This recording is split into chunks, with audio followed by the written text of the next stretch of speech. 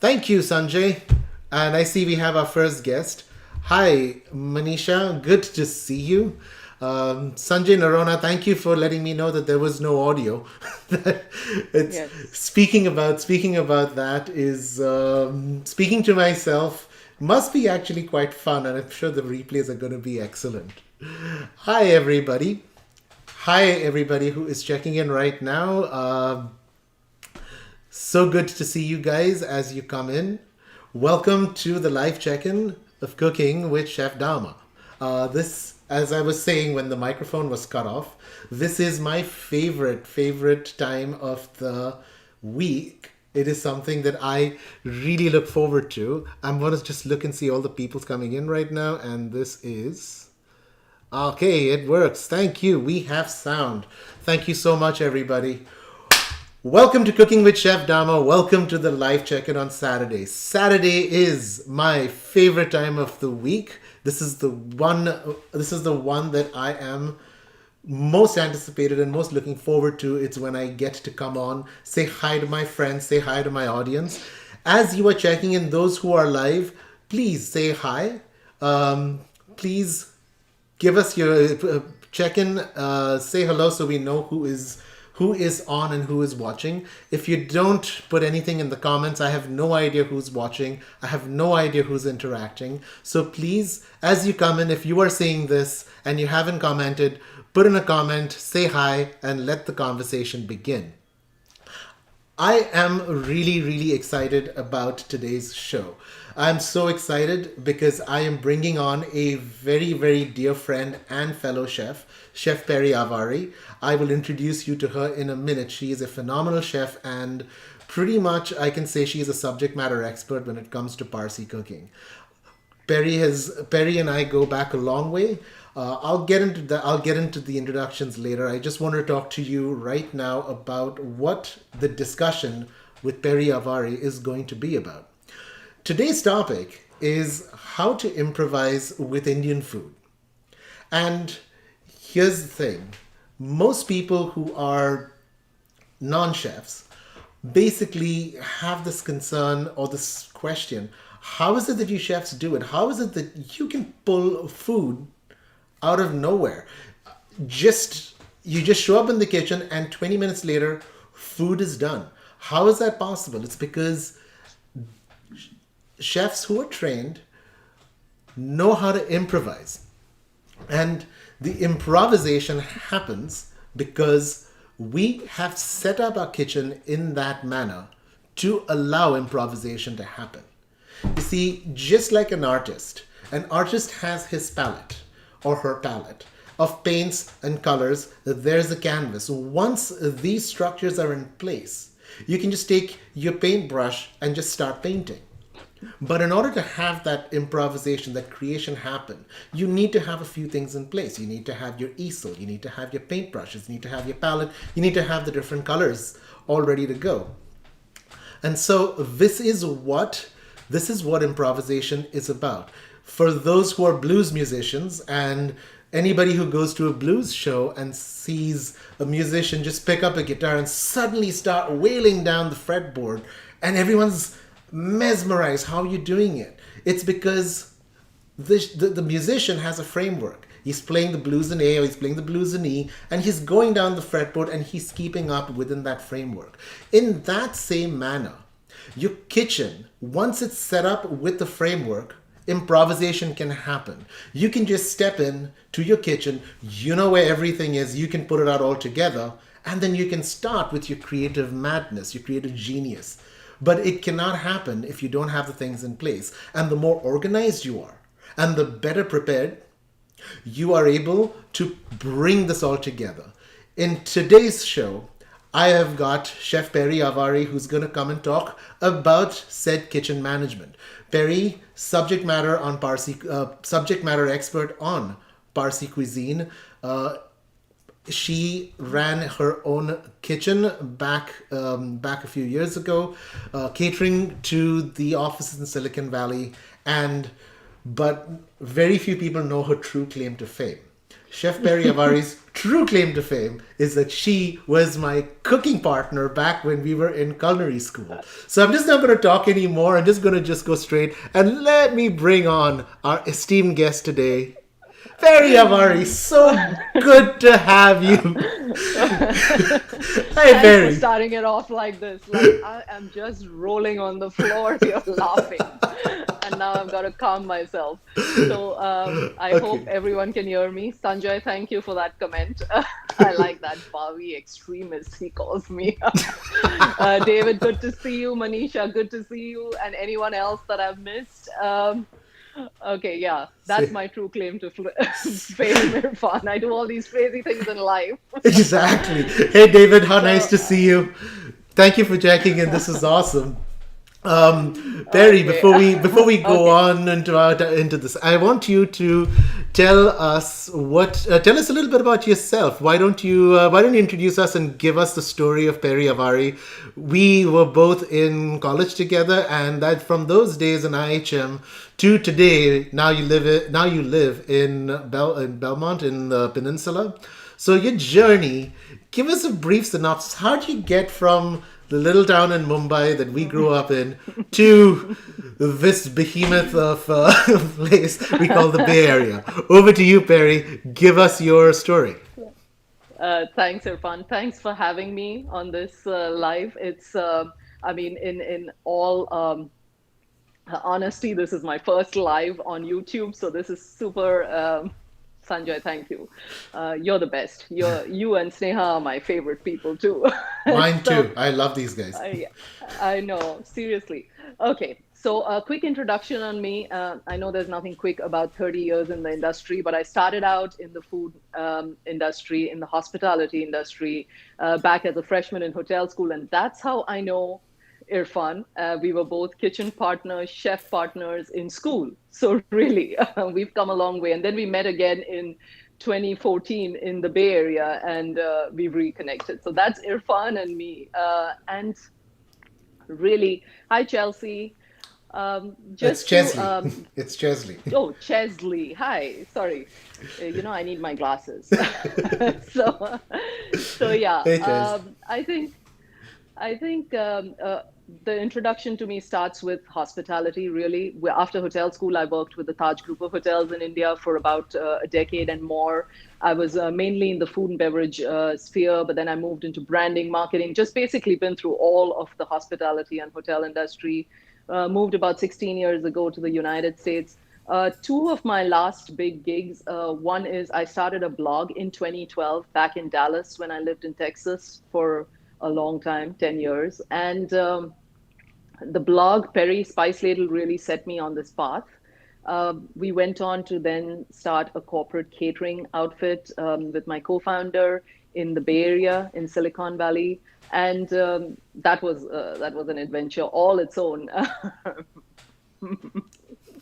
Yeah, but still, I mean, my name is Peri Naz Chesley, so you can imagine what people do with that name. So yeah, my last gig was as a co-founder of a corporate catering outfit called Spice Ladle in the Bay Area, and we closed down in 2019. From there on, I'm back to my mission. And what is my mission? It's really simple and highly aligned with what Irfan is trying to do here on this channel, with what he's going to talk about today. I'm highly passionate about that. Nothing in life ever happens by fluke. So if it looks like, wow, these chefs really just whip up these awesome things on the fly, nothing's happening on the fly. Just like everything else of value, there's a lot of preparation, thought, and background work that goes in a kitchen. And that's what's really, yes, lots of them, David. I mean, I didn't know peri peri chicken had become that famous, but the moment I hit India, it's like the peri peri jokes just start. I'm like, heavens. Fortunately, it's not as well known in the United States, so I kind of miss some of those. So yeah, that's really my mission. What irked me, because I lived in Texas for 10 years, and Sanjay has been there with me. We faced the kind of knowledge of Indian food that surprised us. There was so much misconception. There were so many myths. But what really got lost in all those misconceptions and myths with Indian food is that this is a really ancient, healthy cuisine. And that should not be lost, because right now, if anything, people in America and all the audience that comes to the cooking classes that I run nowadays, people are looking for healthy alternatives and a healthy lifestyle which is delicious and flavorful. And when you think of that, the first thing that comes to mind is Indian food. So before I hand myself back to Irfan, I just want to tell you that I'm a Parsi Zoroastrian, which is why Irfan keeps calling me a Parsi cuisine expert. And Parsi Yeah. Zoroastrians, or my ancestors, hi, Nathan. Um, my ancestors came to India from Persia somewhere around the 8th century. We came to India, settled in India, created our own cuisine called the Parsi cuisine, which is really just Indian and Persian cuisine and techniques that have come together. And so it's created a whole specialized branch of food, mainly in the west coast of India. And since I grew up eating that food, I'm from a family of Parsi Zoroastrians and I'm a chef. It just kind of comes together that I'm an expert there. Um, and with that, I'm going to hand it back to Irfan. Thank you, Irfan. Awesome, Barry. Thank you for the introduction. Well, Sanjay over there is being his usual self. Let's see what Yes, Sanjay I has to love say. these. It is possible to create amazing Indian food without complexity or smell. There you go. Thank you. First myth busted. He got Busted. that one. It's possible to have good Indian food without complexity or smell.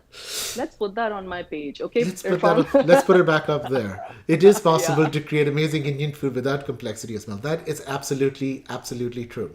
Though I will have to say it is possible to create amazing Indian food without complexity, but it is not possible to create amazing Indian food without aroma. Smell, definitely, but Yes. aroma, that is important, and aroma is an important part. And I think, Sanjay, your words are right. Smell is usually the term used by people who are like, "Oh, what's that smell? It's like a punch in the face." But aroma, that's what makes food food. Without aroma, we can't taste it because it's all about the olfactory. So, but thank you for that. Thank you for that, Sanjay. Let's move on. The one thing that Peri pointed out when I started these live shows, and she pointed out to me that she barely can go through a podcast or a show that's more than half hour. So today it's going to be our challenge to keep this within the half hour mark. All right. Yes, true, Sanjay. He just corrected it. By the way, I just have to say, Sanjay is an amazing grill artist. He is one of those Oh my crazy goodness. guys who will wake up at midnight to start his brisket because he wants to. He wants to have his brisket so tender that it basically you can't even pick it up with the fork. You stick the fork in it and it slips through the the forks because he gets his food done so well. So Sanjay, if you're okay one day, maybe you can be a guest on the show and talk about how you can bring Indian flavors to your barbecue, and maybe we'll do an outside show. Chesley, I just have to say, is also a grill artist in his own right because he's Texan and it supposedly comes with the territory. The moment you become Texan, you get branded with a hot Longhorn iron on your butt that is a grill expert. So maybe we can have a conversation one day if you guys are open to it. Give us a thumbs up or say hell yeah, whatever it is you guys say in Texas. And let's move on with the subject matter. So, today, for those of you who have been watching the previous shows, this is a new setup. And the new setup is different because this is my cooking setup. And that is why there is a chef jacket on. When I'm in my room and I'm talking with friends, yeah, we're just gonna be cool. But when we're in the kitchen, something about a chef jacket just kind of adds to the appeal. And if you guys don't have chef jackets, I highly recommend getting one. Yes, aprons are great, and yes, I also wear aprons on this. But there's something about a chef jacket just kind of makes you feel chefy. There is a word called chefy. Oh my god, chefy. And Sanjay, seriously, you're really nailing it. Okay. Oh, my sister is on. Hi, Inka. So good to see you. Hi, Anka. I don't know if you remember Perry from back in the day, but when if you remember coming to the IHM, um, the events that we Yes. used to do, I think you may have met Perry and Dell. Yeah. Dell was also there at our events. It's so good. We are back after what 30 years, right? We were cooking partners Yes. in IHM. Oh my gosh, you're giving out our age. I mean, that is if our white hair and bald head don't do it. Hi, Oh, Anka. Good to see you. Good to see you. nice. Chesley Dhansak is going to be a whole new session, you know. We're going to Seriously. need a day for that.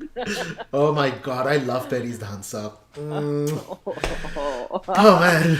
All right. I just have so to say before funny. we move on to the agenda, I was hoping Chef Ayer would be here. I was hoping Oh Chef my Ayer would goodness. be That here just because I remember this when I told Chef Ayer that I got a job at Google. I was going to be cooking in Google, and his response was, "Only the troublemakers are the ones who succeed. Only the troublemakers." I'm like, "What? Me, troublemaker? I don't know." But Perry was like, "Yeah, you were the guy who got me in trouble." yes, I second that right now too. Exactly. Hey, Shaikh, how are you? Ramadan Mubarak as well. Thank you for stopping by. Shaikh is a Hi, Sheikh. great friend who I worked with at Eat Club, a genuine gem of a guy, and he's also going to be coming. He's doing amazing work with the food safety in Senegal, and I just love bringing chefs on this show who are doing great work and moving the needle in terms of culinary expertise and just sharing their passion. This is what this environment is for. This is what the live check-in is for. Is to talk about our passion, talk about our food. But let's dive in straight. And we are now going to talk about kitchen management.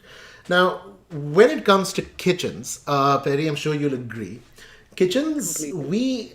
we spoke about that structure. When we go grocery shopping, it's, recipes are mere suggestions to us because it's like if we look at a recipe, we go with, um, we don't have to go through the whole recipe because we know the basic broad categories that we are working with. We know that at any given time, there's going to be onions, there's going to be tomatoes, there's going to be ginger, there's going to be garlic, there's going to be all these items in place. So all we got to do is like, okay, I need, if I want to make barta, yes, I need scallions and I need eggplant. If I'm going to do butternut squash erisheri, then you know it's butternut squash because you have, your pantry is so equipped. And then you just run through and say, I need a top up on coconut milk, I need a top up on cilantro, I need a top up on mint. That is how we order when we are in kitchens. We walk around with our little clipboard and we go, all right, I need this, I need that. Where am I running low? These are what we call par stock items. And if you set up your kitchen like a par stock situation, then all you need to do is just keep replenishing what you need. You don't have to worry about things. And that's what this is about. So, diving in, we want to talk about, well, the first thing we're going to speak about is pantry ingredients. If you have a well stocked pantry, you will be able to have whatever you need at the fly, at the ready. And so, what does a pantry look like? And this is where I'm gonna go over to Perry. Perry is going to tell us a little bit about the important things you need in an Indian kitchen in your pantry are rice and lentils. So Perry's going to show us a little Yes. bit about what the lentils she keeps at any given time in her pantry. Perry, over to you. Tell us about your lentils. Yes. Okay. Lentils and me go into a deep, deep discussion. I actually have a whole lentil course coming on. I run a cooking school called Simply Bhonu, which I didn't mention in my intro, but I just launched it. And one of my first courses is going to be lentils because they are that important to an Indian kitchen. Now, I'm going to do a little quick demo to y'all. This is how I store my lentils. So that's the first thing with lentils. If you don't want weevils in your house, you want to store them in nice glass jars. In a commercial kitchen, we would take bins and, with lids and then store them in that. The lentil that absolutely should be in any Indian kitchen pantry is tur lentils. They are versatile. They go through many cuisines, regional cuisines, and they are basically split lentils. In America, they are also called pigeon peas. So that's tur lentils, pigeon peas, split yellow lentils, any of these names, but you definitely, definitely want this in your kitchen. Now, one of the things, sorry, I'm turning back, but I've got my thing set up right behind me. So, one of the, okay, Sanjay is going to keep doing this. So, thank you, Sanjay, and thanks for reminding me to look at that stream. Hi, Manisha. Hi, Gaurav. Hey Gaurav, good to see you. Thank you Good for to see joining you in. guys. Okay, so one of the other lentils I like to keep, sorry, difficult to show in this camera, but I have got here whole mung lentils. Now, whole mung lentils offer a different diversity in your kitchen because they offer a whole grain in your food, and they will actually be perfect for dinner with just rice. It's a complete protein meal when you have rice and lentils together. So that's something I keep. So I like to keep one split lentil, one whole lentil, and then what I also like to do is keep beans. Any beans, beans are a wholesome protein. These are rajma beans. I'm married to a Punjabi, so it kind of goes without saying that we will have rajma beans. These are tiny kidney beans, basically, and the smaller variety are nice to keep at home. So I suggest when you go to the store, just look for Kashmiri rajma beans. They are smaller, they are easier to cook, and for home cooking, they're perfect. You just need to soak them for a bit, and you'll be good to go. So I always keep beans and two types of lentils at least. Of course, now I'm a chef and I love lentils, so I have about 10 types of lentils, but these are the basics that you start with when it comes to lentils. So that I'm passionate about. Definitely keep those in your house. That's a meal ready to go at a moment's notice. Another thing you always, always have to keep in your pantry, Irfan just mentioned it, is rice. Goes without saying. I also now Irfan has two, three types of rice, and we our chats, our normal phone conversations sound a little bit like the one we are having right now. Where he's like, "Oh, I keep three types of rice," and I'm like, "You know what? I buy a 20-pound basmati rice every Right? month, and I go right through it." Hi, Shabana, Hi Shabana, thank you for and joining in. thank So you good for to see you. joining. Ramadan And Mubarak. oh yes, Ramadan Mubarak, which I agree with Sanjay. Doing classes on food right in the middle of the day during Ramadan. I mean, seriously, Irfan, you're a torture king. You are a troublemaker. And, Exactly. Yeah, I am keeping a fast, so yep. yeah, okay. This is just the conversation you want to have. So I keep basmati rice, guys. I run a family of four. My meals generally look like a fast train passing through Bandra station on any given day. For any of you who are from Bombay, which is my city, and so I just have to run through really quickly with everything. So I keep basmati rice, ricing. Oh God. Okay, thank you. Seriously, Sanjay, Yeah, you're you're winning the winning this. comments. You're winning the comments today. It's like, No, I dude. mean, these are like zingers. I don't know if he planned them. I Yeah, think Chesley Chesley, was what's just, going on, man? Chesley is usually the, I the know. zinger king. But Yeah. Sanjay has got it on today, man. Awesome, thanks. Keep him coming. Okay. And All and right. then to move on to two, three things that I keep in my pantry. You don't have to keep them, but they make your life smooth. And one of the other grains is quinoa. I just love having an alternative to rice, just to go away from the whole rice thing. It's again gluten free. You can put it together in a jiff, and it's a nice bed for Indian food. So if you've never tried that out, that's something to keep on hand as well. Another pantry essential, although not Indian, would be pasta.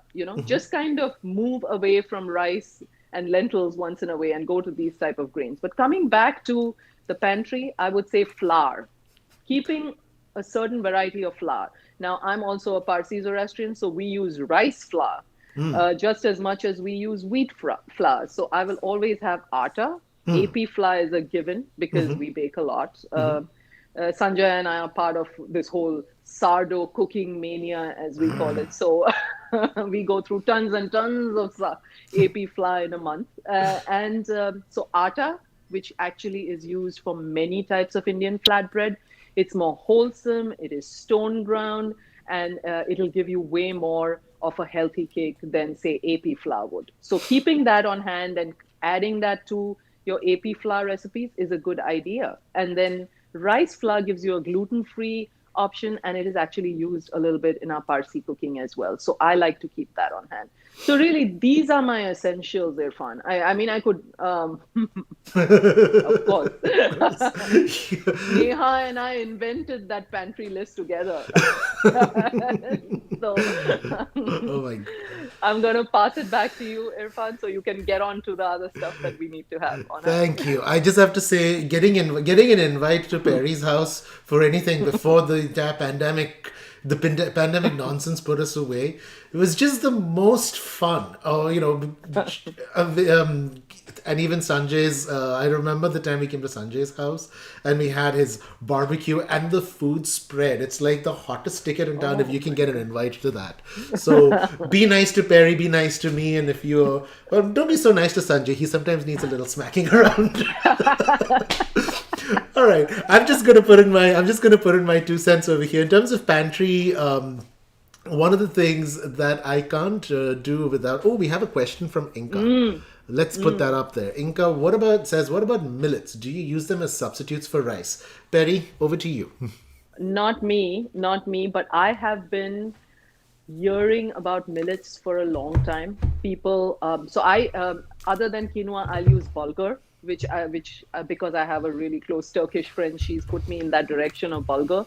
But millets have been used a lot, and Inca, one thing with millets I've been hearing awesome stuff about is they're great for making dosa. So just try that out if you haven't already. But just okay, Sanjay, don't starve for a day before coming to my house, please. Agreed. That's a lot of Agreed. pressure. I know. We miss our hanging around. So yeah, Inca, I think millets is definitely worth a try. I don't use it much, but I was working with chefs who did use it much, and they were always talking about it being a very good substitute for rice. But always have a couple of substitutes for rice because you don't want to overdo it with one type of grain ever, you know? What's the so Sanjay has a question. Yeah, I know. I'm What's the thinking Indian word for millet? I think Indian. it's well, let me just see. What's the best way to solve it? Okay, Google. What's the Indian word for millet? In Hindi, that's minute. See, it serves you right for asking an assistant a silly question. I mean, In Hindi, that's millet. way to go with the accents, man. No, I think I think no, it's jawar. I think it's jawar. jawar. Jawar Yeah, or bajra. yeah. It's one of those two. Because bulgur is dalia, so millet. Yeah, I think so. Should be Okay. that. So I'm just Sanjay, gonna you must be having a phone, so look it up and tell and us. then let us know, man. Chesley, you're right. If you're married to a Parsi chef, you are indeed lucky. Okay, Bajra. the answer comes from Gaurav. It is Bajra. And Sanjay goes, okay, Google, no pressure. It's just on YouTube. Google Assistant just kind of took a place plant. Sorry, guys. Sorry, all you guys who work at Google. Thanks. Sanjay goes, I'll file a Thanks. bug. And Inca goes, it's Jawar, Jawar, ragi, Ragi, baji. Bajra. Okay. Bajra. Perfect. There you Interesting. go. Okay, so I just wanted to continue with the pantry ingredients. As we can see, Perry, keeping a show in half hour is actually really hard I because know. look I'm at the like, excitement I we mean, have. I'm enjoying this, but when you watch recordings, you're like, okay, move on. Hey, Ian. Exactly. Oh, Hi, Rochelle is here. Hi, Rochelle. Rochelle. So nice to see you. Ian, so good to see you. Ian has been coming into every one of them. Every show he's there. He's also my longest standing buddy. He's the guy who is we were friends since we were what, Ian, age 4, age 5, and we are still friends. And why we are still friends, why Ian still is friends with me, I still don't understand. But I love that guy. All right, so running through quickly I want to tell you about my pantry ingredients, and I feel for me, if we are doing lentils, the most important, if you have to have one, it is tur dal. But if you're going to have two more additions, my recommendation is to get urad and chana. And with the urad and chana, you now can start with urad dal combined with rice. You can start doing your dosa mixes and you can start doing your idli mixes. So I think urad should be the second, chana should be the third. You can then combine tur and chana and you can start having all these wonderful Punjabi style dals with those two combinations. And then if you have to go two more, then you go with split mung, that's washed split mung, or masoor dal. And those are the 5 go-to dals that I always keep in my kitchen. But I keep it in that order because if you start with tur and then you have urad and chana, you've got your dosas done, you've got your Punjabi food, your Punjabi dals done. And then when you start with your mung dal and you start with your masoor dal, now you start having complexity. Your masoor and mung together is one of my favorite combinations. Masoor, mung, and tur gives you the trevti dal, which is 3 dals coming together. They all have, just by itself has got such complexity in that. And then when you have the 5, it's what we call dal pancharatna. And then you have all 5 dals mixed in one in equal quantities. We will definitely do an entire class on dal one of these days, but this is just touching base on that. In terms of my rices, I would always say keep basmati rice, keep brown rice, and keep a medium grain rice, either sona masuri or idli poni rice, because I like playing with idli and I like doing those, and that's where those rices are very, very important. The other thing I must touch on, Peri, is a pantry should always have your contingent of sour ingredients. Or what is the word you have for sour ingredients? Acidic element. Acidic elements. See, sour ingredients, acidic elements. But Indian food always has that acidic edge. And if you constantly have... Rochelle says, please do a session on dals. You got it. Now that you asked, Rochelle, I cannot say no to you. Yeah, I mean, that's a... And Sanjay has asked a quick question on seasonings and jeera powder and stuff, which is also very relevant. So there's a whole section, Sanjay. Sanjay, can I please have you come? You are right. If you're not writing these down, use this chat stream to kind of take these down as a book. All right. So I'm just gonna basically. I'm just gonna switch. Spices and seasonings are a whole separate section, and just if we go into that, that's a whole new class. But your spice pantry is something Irfan's going to touch on in a little bit. Yep. And So let's move into these. Yeah. So I just wanted to show that a pantry should always have at least some form of canned tomatoes. I usually will keep 3. These are my 3 go-tos. I'll always have a whole peel tomato, a diced tomato, and a paste. If I will usually keep puree because that's an easy one. But if I want to be efficient, I can get my puree by just pureeing either this or this. And that way I can keep my inventory down, but you cannot beat the convenience of having puree in your pantry. The other thing that I love to have is I love having imli, tamarind. These are absolutely essential. Tamarind vinegars, you should always have. My go-to is apple cider. What's yours, Peri? Apple cider. If anyone knows a little bit about Parsi food, the one thing they know is that there'll be sugar and apple cider vinegar in those. Sweet so and sour. Most of our dishes finish off with this sweet and sour element known as khattu mittu for those of you Nice. Which basically means sweet and sour, and that's how we wrap up our food. So yes, apple cider. I also keep rice vinegar, and I also keep white vinegar, which is distilled vinegar. Right. And honestly, that's not just used for cleaning your drain, which is where it's mostly used, but it's also useful. Distilled vinegar will come in use in some of our chutneys. In my green chutney, I use distilled vinegar. And I tried using a different vinegar. When my mom tasted it, she was like, something's wrong. And I'm like, yeah, that absolutely sharp vinegar is missing. I love red wine vinegar, especially if you make salad dressings often, that's an absolute Yep. perfect, perfect touch of sourness. Yes. That is correct. Red wine vinegar is the other one. And if you go to a Asian store, there is this cane vinegar called Datu Putti, I think. Yes. That is really good. When I use it for Vindaloo, that is like top notch. All right, we must keep this going on, otherwise it will become a 2-hour show. I know, seriously, like So we I touched. wanted to jump in because you said vindaloo, and I was like, okay, for me, that's apple cider vinegar and malt come together in that dish. Oh yeah. It's a whole different brand of vinegar element. But okay, let's not go away to vindaloo. That's a whole new show. That's a different class in itself. Yeah. I want to just now move to the spice management aspect and how we manage our spices.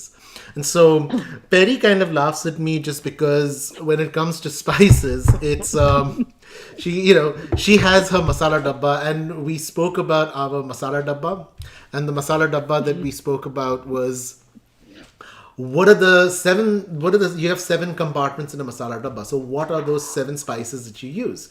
And if you are a beginner, then your spice containers should have, Peri, if you remember what we said, it starts off with you gotta have turmeric, Let's go. Turmeric, coriander powder, cumin red powder, chili. red chili.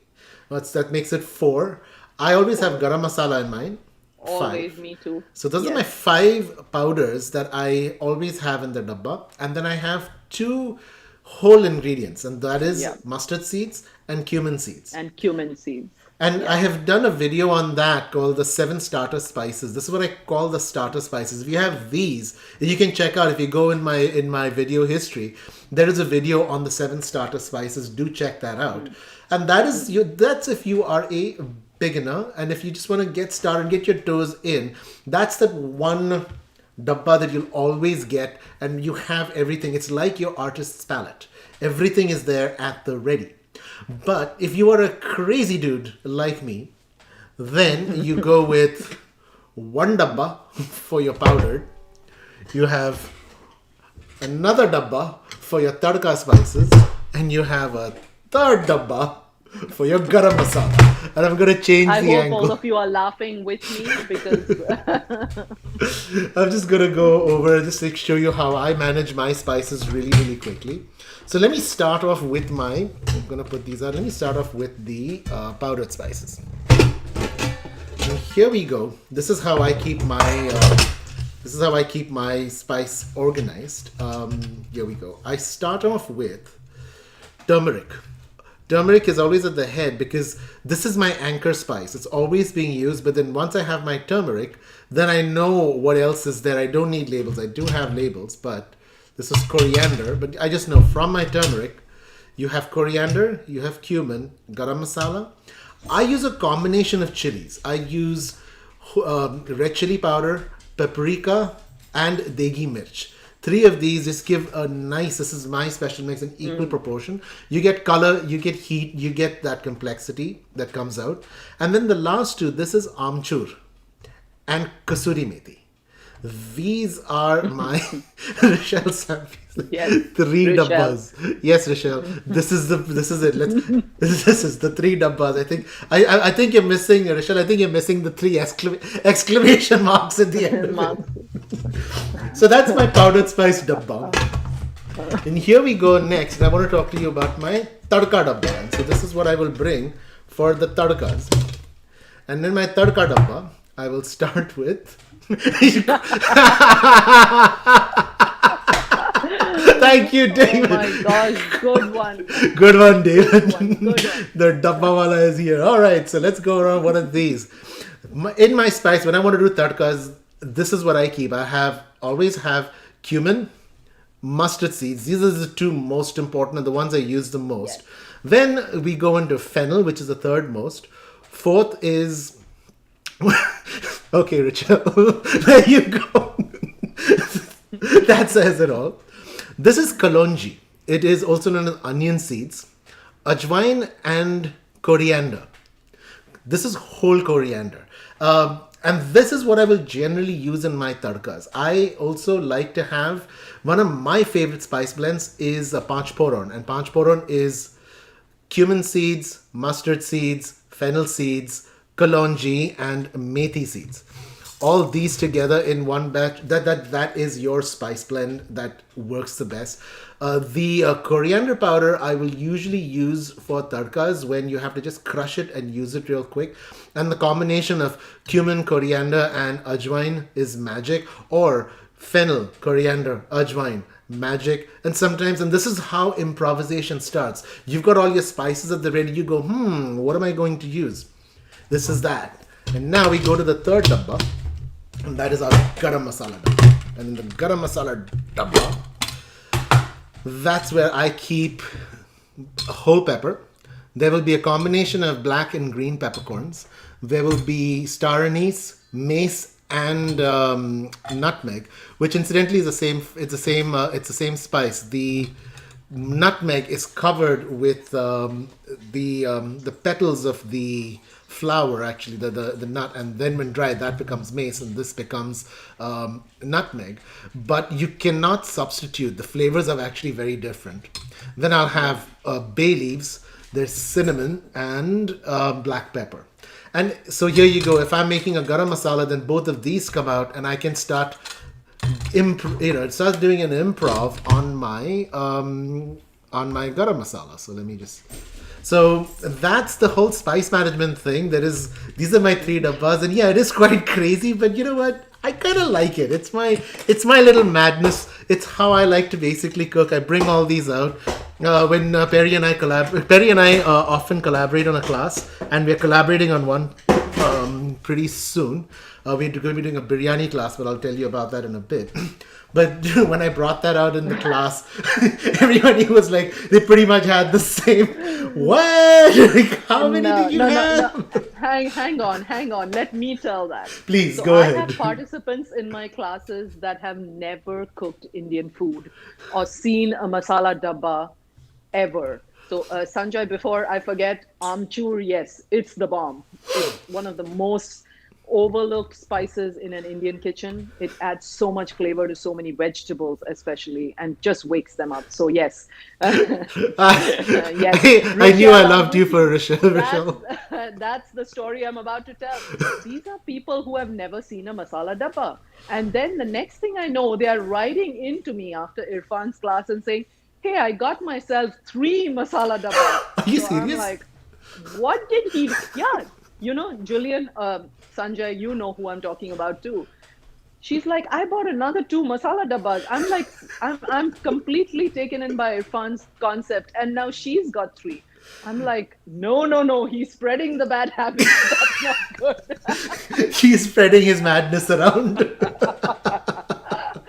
Oh my God. So yeah, it's crazy, but people actually are buying into this, Irfan. So, you know, and honestly, I'm tempted now. I have so many bottles. I have like 2 shelves of bottles with everything you just mentioned, and then some. And I think it's not a bad idea to just have 3 masala dabbas you can quickly pick out and cook out of. So yeah. I mean, I think you're onto something, you know. Maybe, because these masala dabbas are my go-to. There are still other spices that I will use. I mean, you cannot restrict me to just 21, but this is my go-to at any given point. And it makes the management a lot easier because then everything else that comes usually comes in a packet that is just kind of kept in a box somewhere, so I don't have to have bottles all over the place. This is my go-to, and then if I need to grab any spices over and above these, then it's always it's easy to get to. So that's the whole thing about spice management. And if you have the spices at the ready, improvisation happens like that. It's like super fun. It's super cool.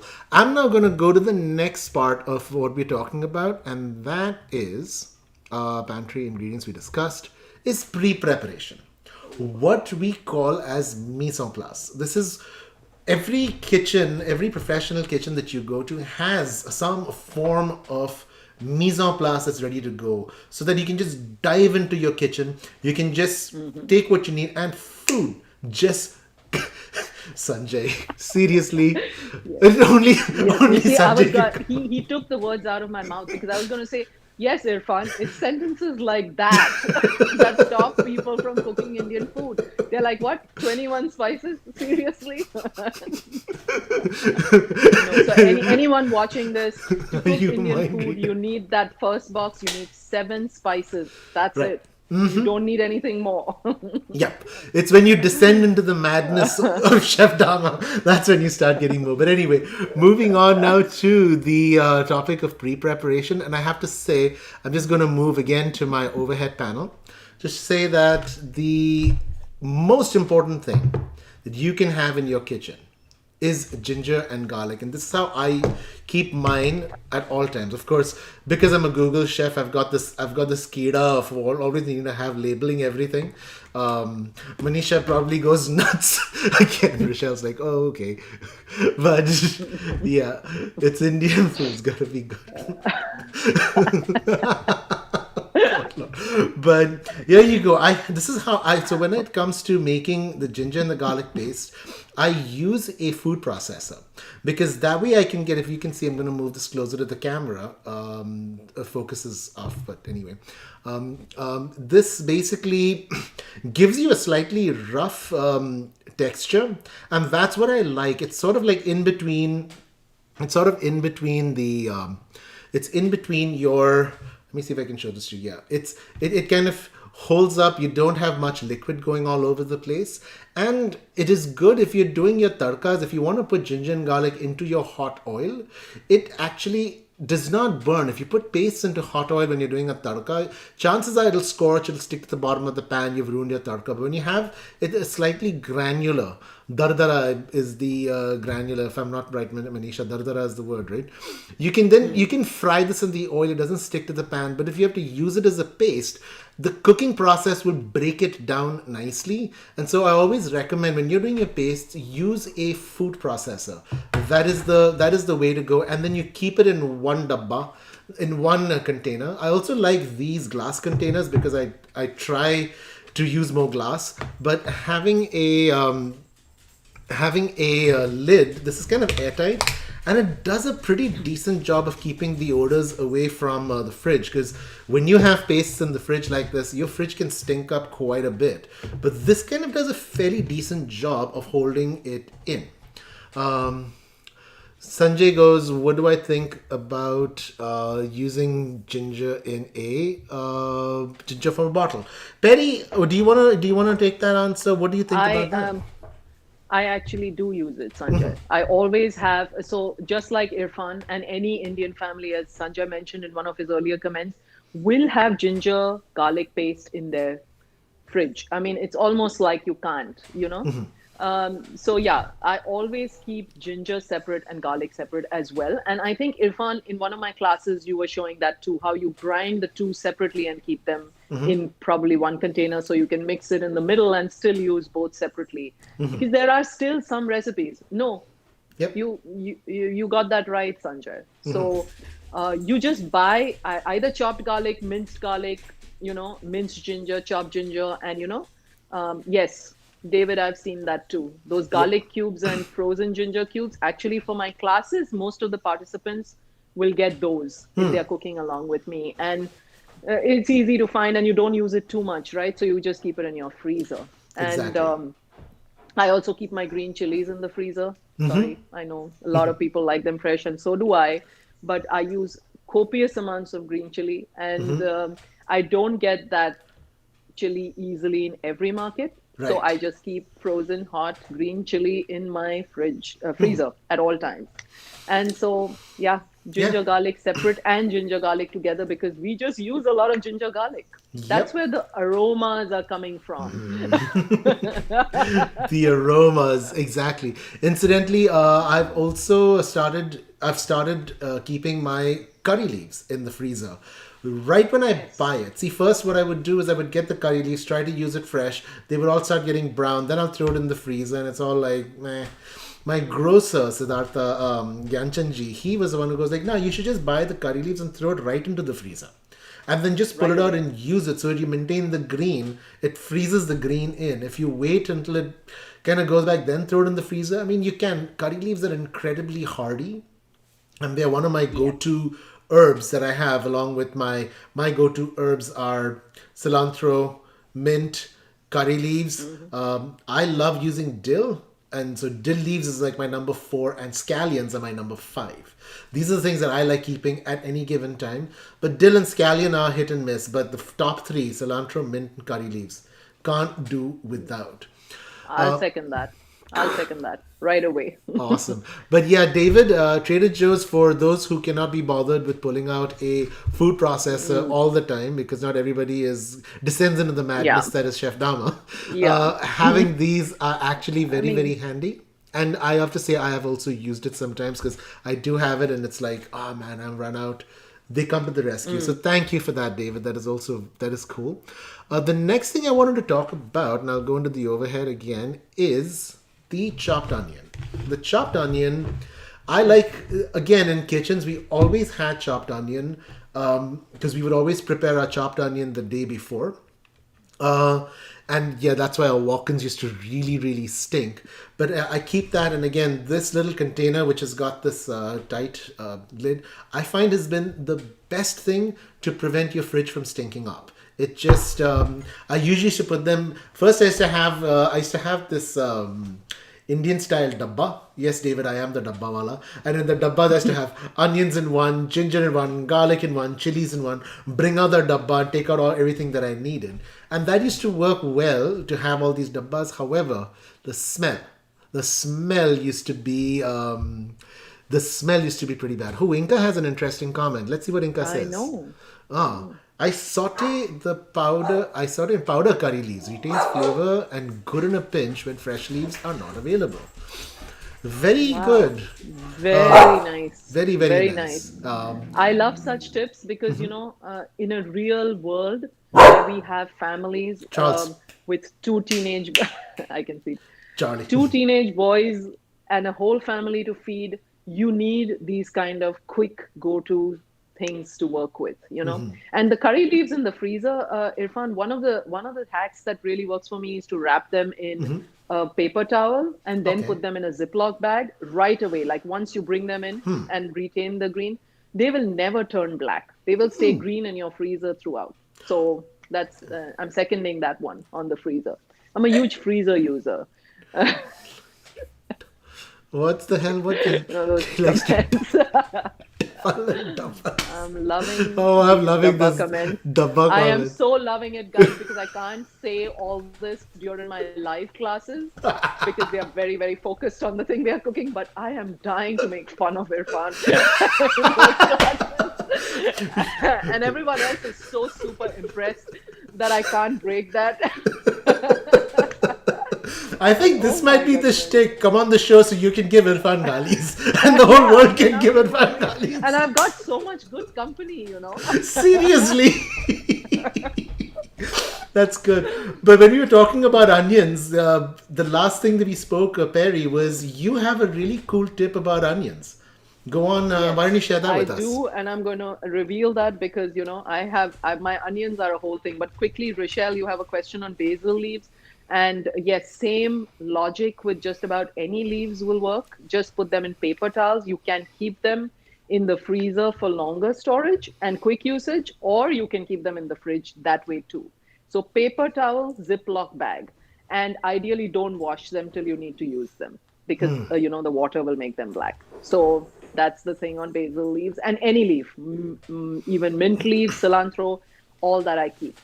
And scallion is something I keep too. I chop it up, I put it in a Ziploc bag and throw it in the freezer. So when I'm cooking food, especially a lot of my cuisine also bends towards Chinese Indian, I will just pull it out, throw it in frozen, chopped, and I'm good to go. So that's another thing. Okay, back to onions. So what I like to do is, and this is more need based, a lot of Indians actually use just chopped onions that they saute to a brown.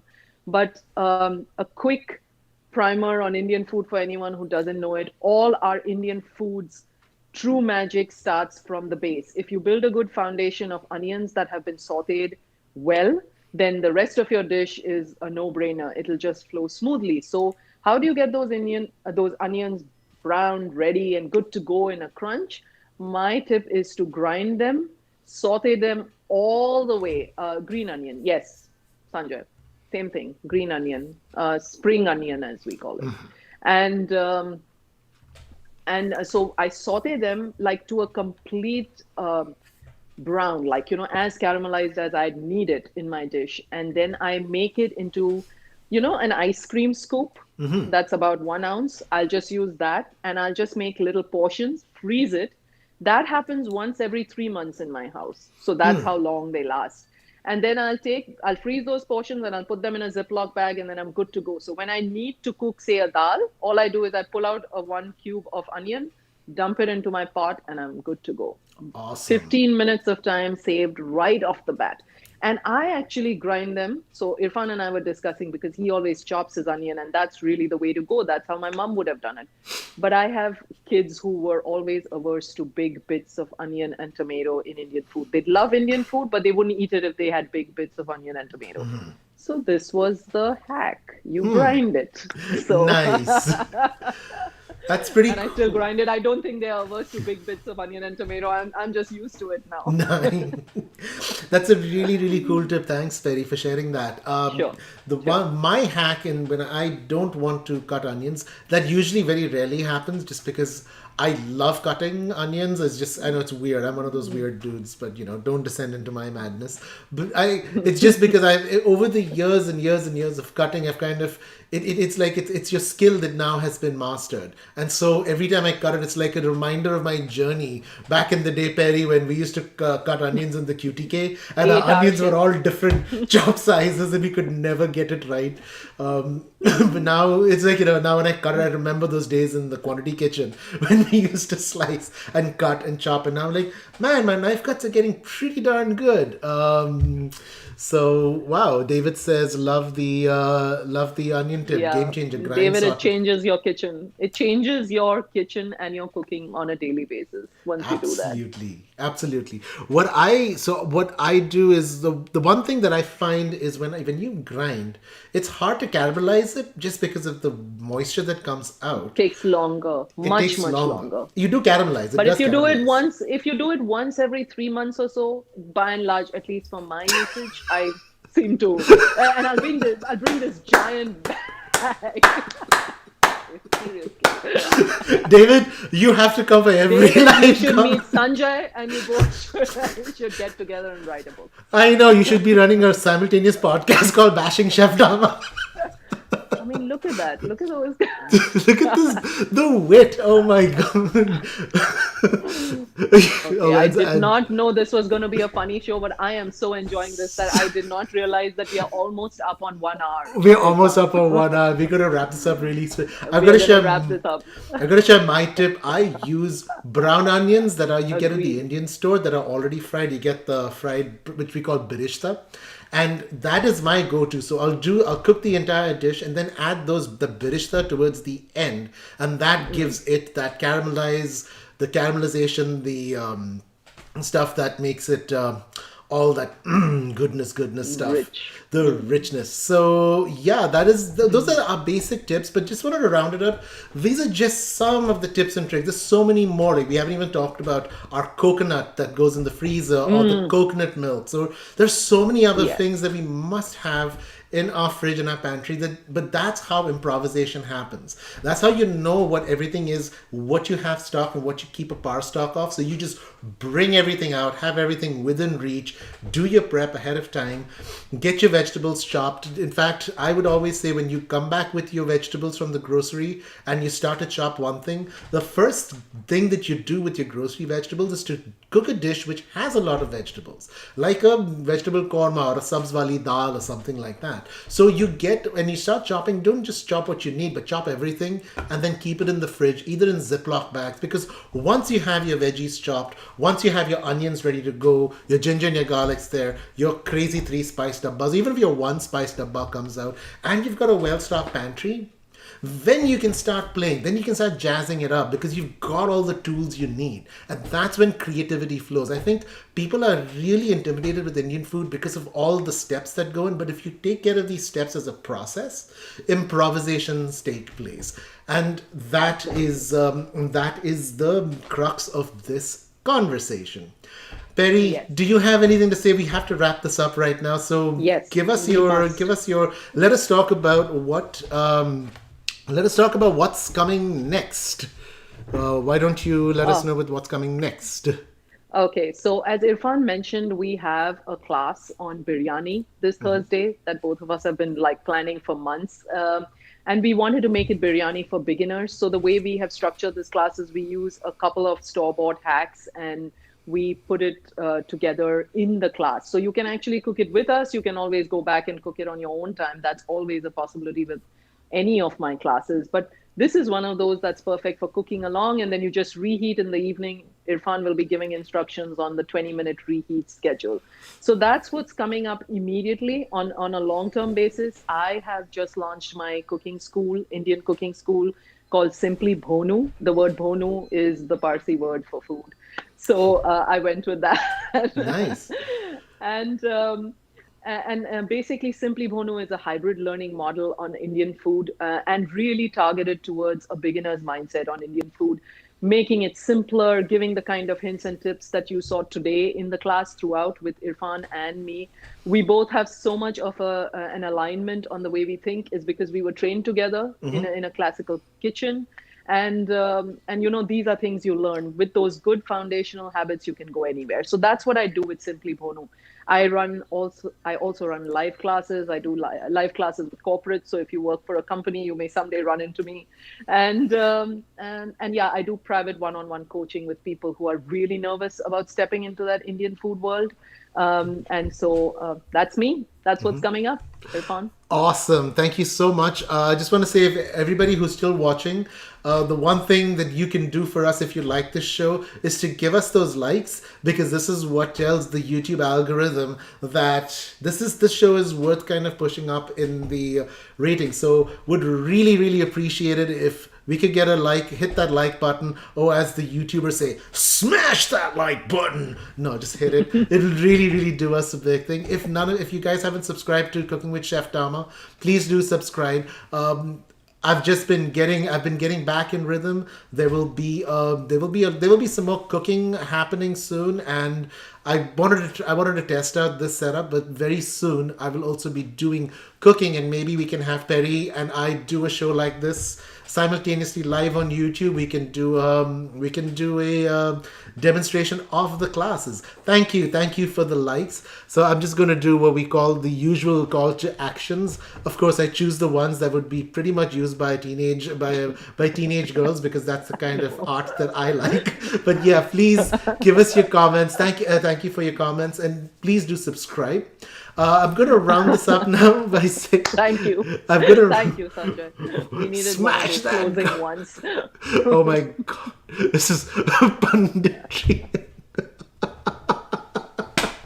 Sanjay, you are the man of the match, shall we say? But I just want to reach out to everyone. Thank you so much for interacting. Thank you for showing up on a Saturday and dedicating 1 hour of your time to this madness. We wanted to keep it within half hour, but you know, these live shows are so much fun. You just can't stop it, once. So thank you, David. Thank you Thank so you, much. David. It has been you. so good. I usually keep my guitar over here and I play an outro, but then I'm like, oh crap. But seriously, thank you, Sanjay. It was really, really good. Hope to see you guys again. Peri, I would love to have you come again. Anytime. It would Anytime. be great. Our collaborations are always so good. They are like any of our conversations, just maddening. It's maddening. I kind of know Chesley, now. thank you. Thank you, Chesley. Oh my God, Oh my gosh, family fountain was. Oh my You've God. got your hands full. Oh You're jeez. you're forgiven. You've got your hands full. Yeah, Thanks, Sanjay. Thanks a lot, Chesley. Thanks a lot. And Chesley too has been there he's been basically Thanks, Rochelle. there for pretty much every show. Chesley has been there too, along with Ian. Thank you, Rochelle. It's so good. It's so good to catch up after so many years. We have to catch up offline one of these days. But thank you so much for coming on. This has been a great show. It's been a great time. Perry, thank you so much. Thank you, It's Irfan. Thank you, awesome everyone. as always. And if you guys want to learn how to make biryani, I'm going to put a link down in the show notes below. So you can come and join us April 22nd. We're going to be doing a class called Biryani for Beginners. Go in, sign up, and you will see a little more of this madness. But it'll go on for about an hour and 15 minutes, pretty much like this show. But we will be doing it over while we cook biryani for beginners. And so with that, I'm going to wrap up. We're just going to say goodbye. Thank you so much, guys. We'll see you at the next show. Goodbye. Thank you. Bye. See ya.